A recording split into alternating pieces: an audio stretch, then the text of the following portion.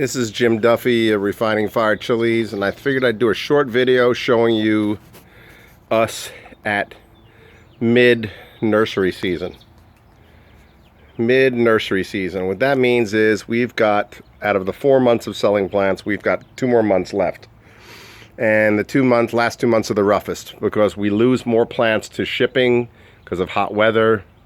These plants in the trays, some of these are older. We do our trays in phases at the greenhouse. We do like 4 or 5 phases, so this way we've got fresh plants coming in. But the risk of that is we don't sell everything.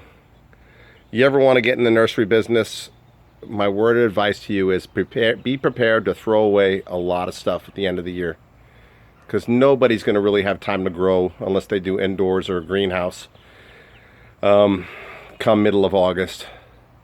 So, and by then some of these plants are going to be really worn down. They're not going to be worth selling. So every nursery, it's a fact of life, you throw away a ton of plants. It's just a fact. It's sad, but you throw away lots and lots of plants. And I'm a small operation compared to a real nursery that does all kinds of trees, bushes, flowers, shrubs, etc. Okay, so let's go take a quick walk around. My nursery stock, as you can see from my last video, it's a lot bigger. You'll see some smaller plants, like say those Buchalokia right there, because we have bigger Buchalokia, but we have to pot up these because we need to have some to come behind the others when we sell out of the others and be a good size and ready to ship. And if you see these tall varieties here, you know, like the Nora pepper, I mean, look, they're getting peppers on them. You know, now's a good time of the year to buy capsicum annuum plants from me, because the capsicum annuum plants are like, they're getting close to a foot tall, some of them. So you'll get a really, you know, most of the capsicum annuum plants I have are $3.99 on my website in the pot. And you'll just get a plant that's almost a foot. You put it in the ground, in another 45 days, you'll start having chilies. So we're going to walk around here. And we got some stuff going in some 72 cell trays, so they can come behind the potted plants. We'll move from the smaller trays to the 72s, and then from the 72s into the pots. Back here, we have some of my nursery stock plants. Now these are the plants that are going to be going. See, now we're getting sunny weather, and you see we're getting a little bit of wilt there. I'm going to have to do a second watering today. But these are my nursery stock plants that need to get potted up. And we haven't gotten them out yet to the areas. We're about 80% done in planting for our season, for my growing. Alright, let's move along and we'll go to the backyard where I have some seed stock plants already planted. And I can show you them. What are you doing with my hat? Drop the hat. Drop. Tia.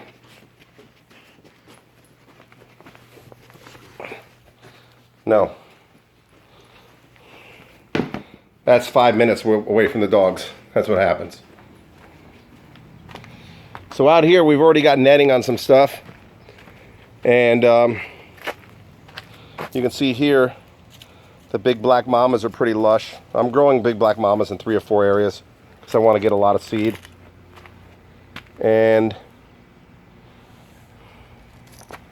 over here some big mustard mamas. I'll pull the net up on them.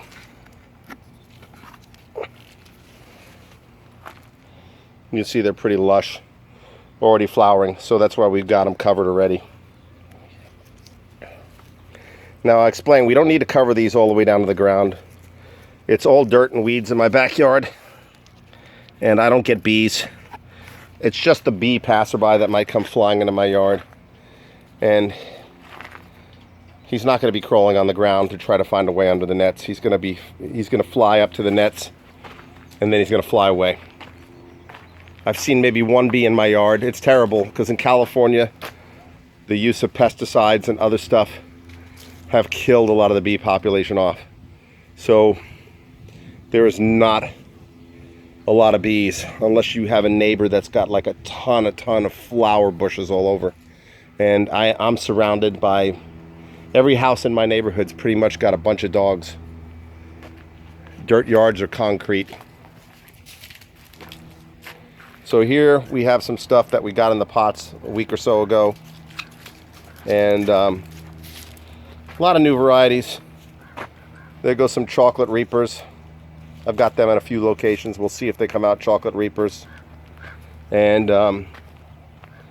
some other nice stuff. We won't talk about everything I've got growing because I want it to be a surprise for my customers. And I don't need to tell my competitors what I'm growing. You know, I just don't need to tell them. You see here, we just pulled out all these ají amarillos. They were still alive, but I don't need any ají amarillo seed. I got so much ají amarillo seed from last year, I'm good. So we pulled these out, killed them.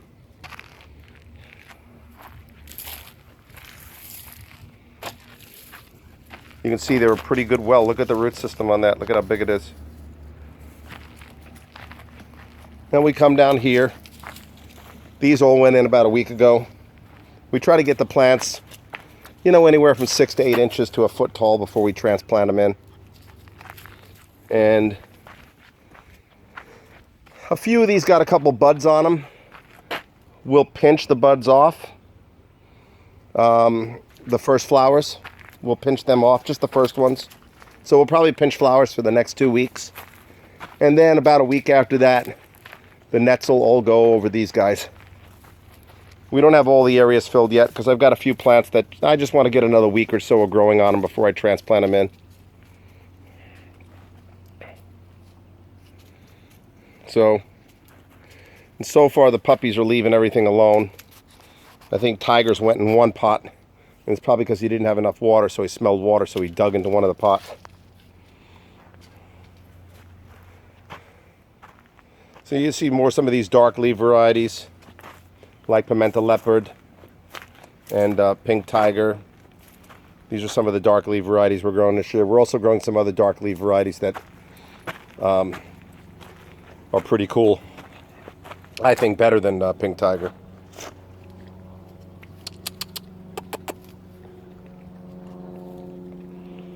So that's what we got going now. This is only one area, okay? We have, you know, over 300 pots here at my home. I'm gonna move next year and I'm gonna get a yard without a damn hill because that hill is worthless to me. So I'm gonna buy a house with a bigger yard. But I've got a couple hundred pots in 3 or 4 other locations, like a few hundred at one, a few hundred at another, a few hundred at another, and then I've got some areas where I've got like 100 or 50.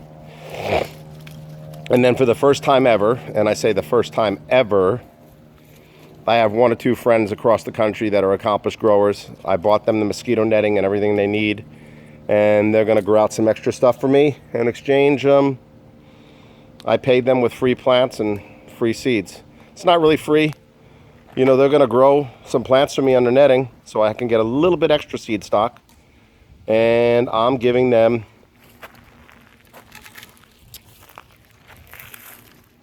stuff in return because I believe in compensating even a friend. Whether I send them hot sauce or I send them free plants and seeds, it doesn't matter.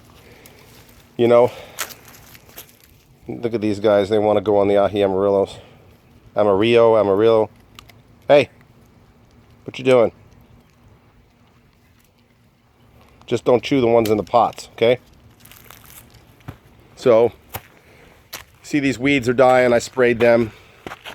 Weeds are a good place for host insects like aphids and stuff to transport over to my plants. So, I kill all the big weeds. Now, we have the side area here, and we are under netting here, except for these babies that we just put in. We've got some new Mideastern varieties that, as you can see, are are flowering and fruiting pretty good. Okay, we got a plant dying back here. I wonder what that's all about. Okay, soil's moist, so it's getting water. It's just a casualty of war. So we've got some Mideastern varieties back here, and we started them early. We'll probably have peppers for these for videos and stuff, you know, in another couple weeks. We'll start sending some peppers out of these for people to taste and give me some feedback, see if they're worth growing next year. But we'll definitely get seed from them this year. Probably about 12 new Mideastern varieties. I'd say, you know, there's a lot of Mideastern varieties out there, but so many of them are repetitive of each other, just like Hungarian varieties. There's probably 50, 60 kinds of paprika, but there's probably only 10 that stand out in flavor. So, you know, I'm not going to grow 50, 60 kinds of paprika, just like I'm not going to grow 50 to 60 kinds of Mideastern peppers, because a lot of them are just named differently from the different region. They're so similar in flavor and shape and size and everything. So I don't want to sell to my customers 3 or 4 things that are the same thing. So I decide what's the best, and then that's what I keep growing. So anyway, that's a quick peek. I'm probably going to do some videos in the coming weeks of how I pot up my plants, what I feed my plants, and those will go up on YouTube. So I'm going to make some videos, instructional videos of how I plant seeds, how I do that, and hopefully my advice will help some people. It may not be the best. I'm not the best grower. It doesn't matter. It really doesn't matter to me. I mean, that I just got to say this out loud. You know, thinking out loud here. You know, or joke around and say, you know, people call me the Pepper King and all that other stuff. You know what? There's a lot of people in the pepper world. You know, like, I'll just name a few, like T. Mutter, you know, or Todd Warish, Nigel Carter, Terry Smith, and Chris Fowler in the UK, Matt Arthur in Florida. You know, these guys don't grow on the scale I grow. But you know what? Comparing me to be a good grower to them, forget it. These guys are way better than me. I hope someday to be as good as them. I'm not. I mean, I just make money off of this, and I grow a lot. And I know how to market. But as far as being a really, really, really good grower, those guys I named, those guys are top notch. So you want to call me the Pepper King, whatever. I'll take any compliment I can get, since I don't get many. And but that's about it, folks. I mean, hey, you don't have to be a big grower or a big farmer to, or have the Guinness World Record, or or sell hot sauces to be the best. Some of the best are the people that make sauces for the farmers markets, or the people that grow 20, 30 plants in their backyard. Some of the best are those people, you know, and some I'm proud to say are my customers and friends. So take care, everybody. God bless you. Have a great growing season. We'll give you an update as stuff starts getting bigger. Bye-bye.